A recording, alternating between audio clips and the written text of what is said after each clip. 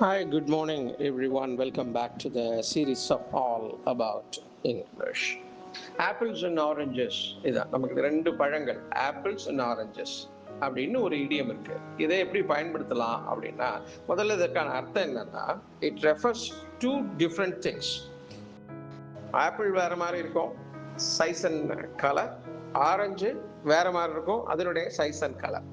சைஸை பத்தி விட்டுருவோம், கலர் தானே ரொம்ப, ரெண்டுத்துக்கும் அதிக வித்தியாசம். இது ஒரு கலர்ல இருக்கும், அது வேறு ஒரு கலர்ல இருக்கும். Two things that are completely different, making it invalid or pointless to compare them. ஆரஞ்சையும் ஆப்பிளையும் கம்பேர் பண்றதுங்கிறது அது முடியாது. அது வேற பழம், இது வேற பழம். இந்த மாதிரி கான்செப்ட் வச்சுதான் இந்த இந்த ஆப்பிள்ஸ் அண்ட் ஆரஞ்சஸ் அப்படின்னு இந்த இடியம் வந்திருக்கு. இப்போ எக்ஸாம்பிளை பார்த்தா நமக்கு இன்னும் கிளியரா புரிஞ்சிடும். Trying to compare the salary of a teacher to that of a professional athlete is like comparing apples and oranges.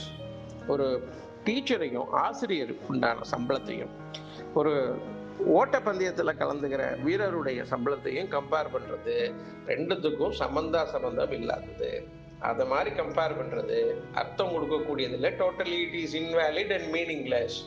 இது just like comparing apples and oranges அப்படின்னு சொல்லியிருக்காங்க.